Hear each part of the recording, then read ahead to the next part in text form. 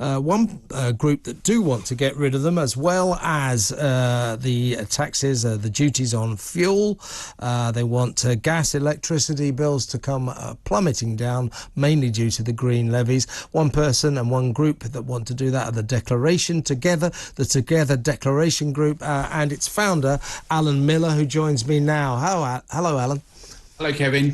First of all, let's talk about this green business, right? So I'm not against plans to save the planet and carbon net zero and all that stuff, but right now, actually, come to think of it, I am a bit against it, but that's not the point. Right now, I would argue, is not the time. So we're paying 25% of our electricity bills go on the green levy to fund Boris's carbon net zero, what I think is a fantasy.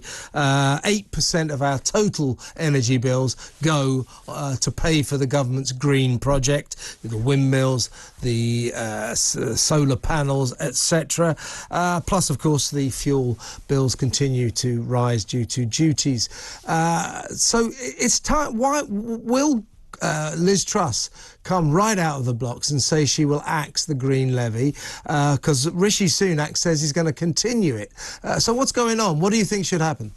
We at the Together Declaration are saying they should axe the tax. We're calling on whoever becomes leader, and both of them to state now that they would unequivocally get rid of the green levies on, as you say, on both car fuel and petrol, and also on house energy costs, many of which have doubled already by the summer now.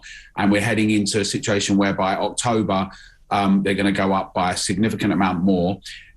These cost of lockdown costs, the crisis, the cost of living crisis, which even though we've had a sluggish growth situation in Britain for the last few decades, if we're honest, the lockdown, shutting down society, has had enormous impact, and that's a consequence of that. So we're saying axe the tax, get rid of the levy and VAT immediately for the next period. Because what's happening is people are going to be already feeling the pinch, they're suffering enormously, and it's going to get far worse. But not just that, Kevin. Obviously, what we have to do is we do have to have a big plan. People often talk about it's all a plan, there's plans. We need a big plan. We need a productivity plan about how we can get dynamic growth in the economy, about the role the government can play in supporting some infrastructure, and then get out of the way in everything else, right? Encourage entrepreneurial spirit, stop zombie companies just carrying on forever, but have a protection mechanism, right? For a temporary protection, retrain people, provide the opportunities for an entrepreneurial spirit, dynamic wealth creation for all. They're all things that can be done in the medium and long term, but we should start now. There's obviously nuclear, there's fracking and shale, there's a range of various tidal wave. We could be energy independent. But right now, immediately, we need to axe the tax. We're calling on the government to say they're going to do that, and leaders, people support the Together Declaration, they can go to their MPs as well as to local Conservative branches and Labour and let everyone know that's what we want people to do. It's not just a passive thing, because not everyone can vote, and everyone have their voices heard together. Now, if you poll the people, if you have focus groups, which is what the Westminster bubble boys and girls base their opinions on and what they rely on, they go, oh, but everyone's really concerned about climate change. That's because focus groups get asked, would you like to save the planet or would you like to destroy it? They tend to go for the former.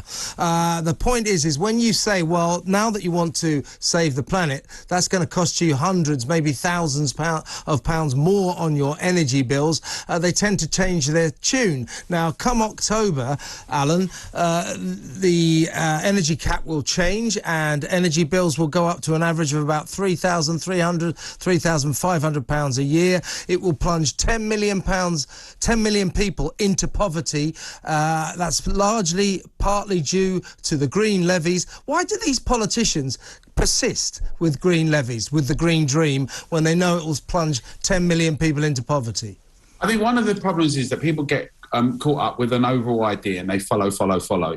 And what we need to do is work out, and no one in their right mind wants to see everything destroyed. There's some really good measures that prevent certain things, like laws to prevent pollution of rivers and things that go on. And there are measures that we can all take to think about how best we can proceed. But growth and development and wealth creation for all, they're almost like dirty terms now in some quarters. And for some who influence things significantly, the whole idea of human agency and human-centered development and growth, transforming the production environment to grow and continue and develop, is seen as a problem. We're seen often as, you know, termites and locusts, in really nasty terms. One of the things that brings it back to, you're absolutely right, talking people's bottom line brings it back to earth. They're not focus groups. They're not these nice places in Davos, air-conditioned buildings in New York and Paris and Tokyo, where everyone tells other people how they should behave whilst they fly in jets. But also, if you look at the farmers in the Netherlands, the Dutch farmers, who've been very inspiring and have the majority of the public on their side. We've hardly seen it anywhere in the press. They've inspired people in Spain and Italy, Poland, and Australia as well. We saw the Canadian truckers, and now we're seeing farmers that are saying we don't want these impositions from whether it's the EU or our own leaders that are saying whether it's to do with nitrogen and impositions around the environment that are going to cut away our entire living standards and health. We provide food for people. I think the thing is, we have to have our voices heard. We have to make sure that when they do focus groups and they have all this modelling, whether it's about the disastrous nature of how we're all going to die 1 minute or the planet's all going to go another, that we have reason and rationality and open debate and discussion, and that we say we actually take it away from ideology. Let's have a concrete discussion about how we can get things done with all of us wanting to make sure we don't destroy everything, but to do it in a productive, what they never say, Kevin, right, is that we're innovative, we're dynamic, we're creative, we can use our human ingenuity to come up with solutions all the time. That's why Axe the Tax is the first part of something, but in the end, the public has to be front and center and having our voices heard, so that quangos and these focus groups and this contempt for the public is changed. The contempt for the public, you're quite right. These politicians don't seem to listen to anybody. They just think we're all obsessed with the green dream. We're not. It's going to cost us too much money. Good to talk to you, Alan. Thank you. Alan Miller, co-founder of the Together Declaration there.